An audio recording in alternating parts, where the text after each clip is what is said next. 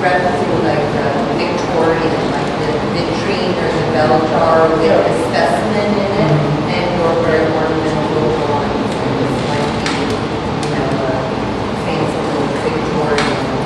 Go ahead, sorry. No, I think that's an interesting thing that I was thinking about as and that the other thing that I would say is there's the potential for change. In this work, it's kind of obvious shift in the bottle. This one's the glass is a fragile thing, and there's always the possibility that that's great. I mean, you know, like most people who are ceramics or glass artists, they're interested that this piece will always survive and it's very long. Where I guess you can replace them, but I find that tension. I think I can keep your point.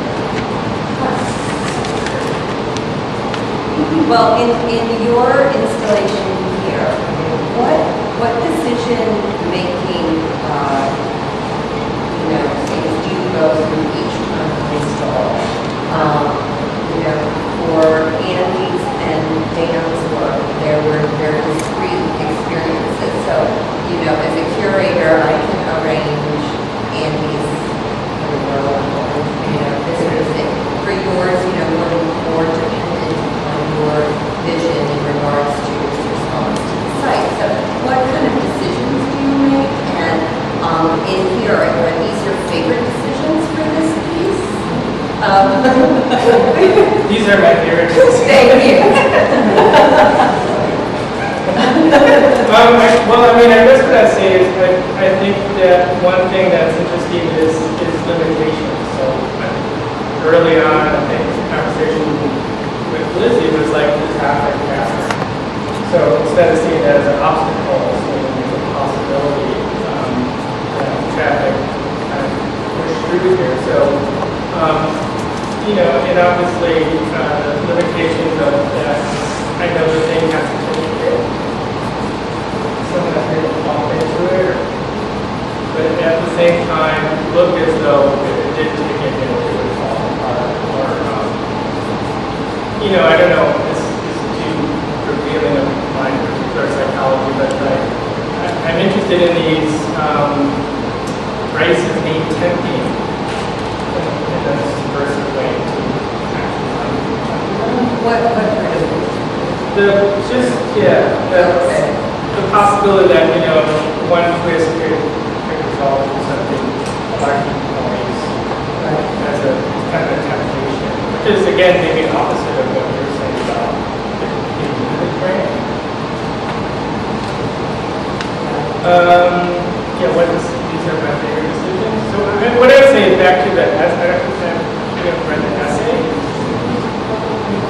catalog, but I mean, I really like how you brought up this compared to the penalty local preference on the book method.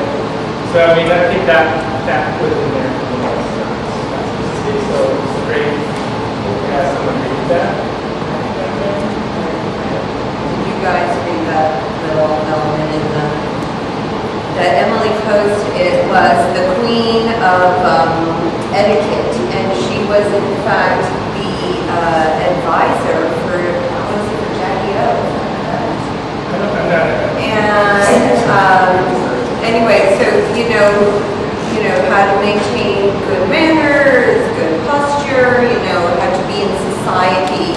You know, have your legs crossed and right, all of these sorts of things. And one of the exercises is, you know, to maintain good posture, you have to be able to walk with a big hard backbone on your head and not let it tumble so that you're upright and your stomach is sucked in and, you know, all of these sort of things. So that's how I was thinking, because, you know, young ladies can be gangly and putting a book on the head can be like, you know, fun and scary and wobbly and everything else. And I thought that during the installation that we went through just the entire parameter of that, like exaltation and joy and total fear and anxiety and realizing that basically the site was the young lady that had to learn how to suck in the gut in order to hold up the artwork, which was sort of what I was thinking.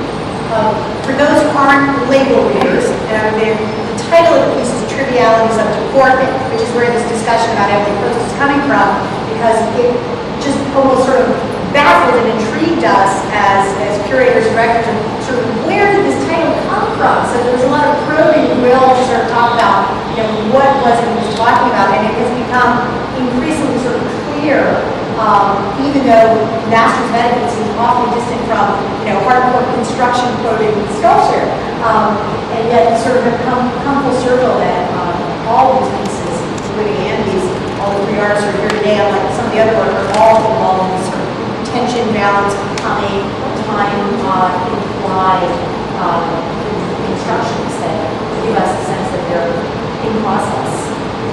I wonder, Will, that had you been in another situation, could this piece be installed by a completely different party? I think so.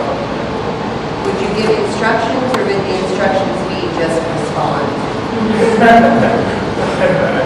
I think that I would give some instruction, and then the last one might be responded like that. We've, in the Penske truck, I mentioned they were all folded down. Well, the one sort of element here and the extra blues hanging, they all were sort of the extra pieces. And there was a debate on whether they should just be folded up and put back in the truck. And I said, I thought it would be nice to have them around because it led to that potential that we could build more. It could become, what's that terrible game where you put all the Jenga? Yeah. Like, we could just keep adding on until basically, the eventual might be, explosion or whatever. Well, much of my interest also is about instructional works.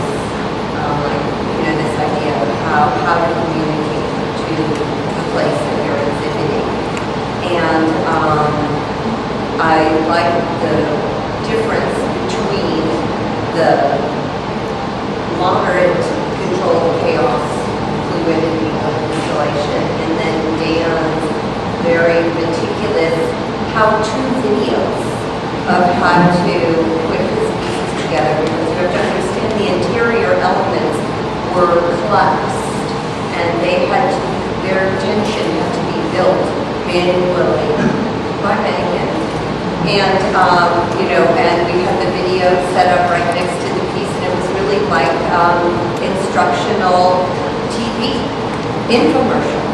It was wonderful, and DIY, and I know that isn't a part of your work, but would you ever consider, adding that element somehow into the mix? It's sort of behind the stage now, would you ever consider putting it up in the front?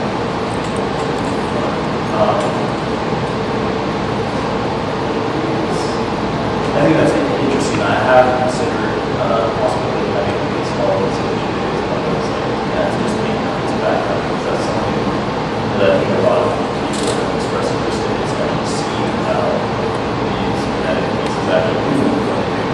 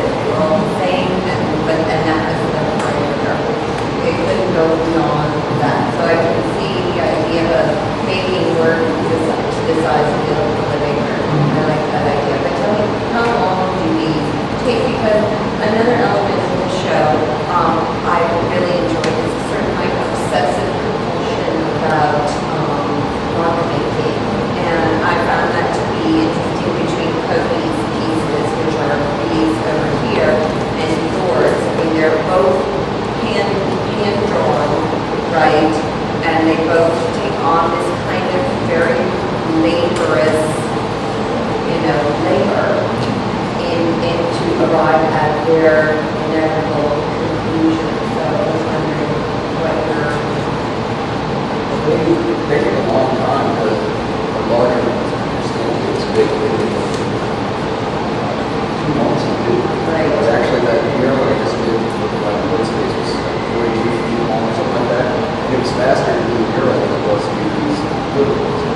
Because there's like, I have to draw the thing out and I do a coat of marker and I have to do 3 coats of that that coat of painting essentially. It takes most times they take a long time. But I actually found this and I'm doing it on campus now. That basically has it. It seems to be a lot of it's like this big, just like this big. Oh, wow. So,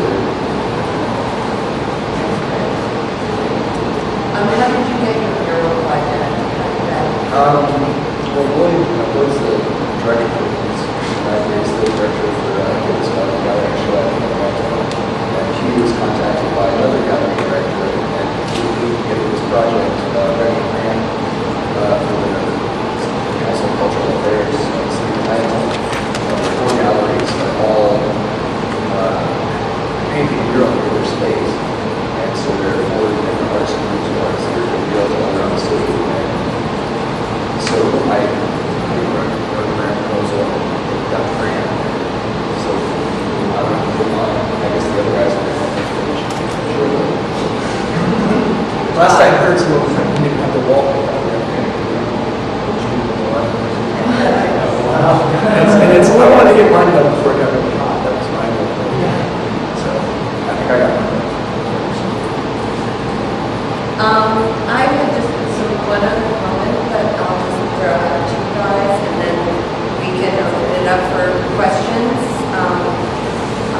This show's theme is, as you know, the title play, Whose Work, is an examination of the systems many of us have come to rely upon, have faith in, and are more and more bound to. So, for instance, we just moved in a new refrigerator, and I'm startled every time to hear the clunk, clunk, clunk it makes, and I think there's something wrong, but then I realize that magically something is happening, and I'm opening the door, and there's small little rectangular shapes of frozen water. And I think, now, how does that work? So we have this kind of assumption that things will go ahead and work. The phone is ringing, run and catch it, and there's a voice on the other end. So my intention was to design an exhibit of works in arts to make question about how systems work and challenge maybe our dependence on those particular systems, or question our cultural faith in the subscribed series of systems that we as a society have.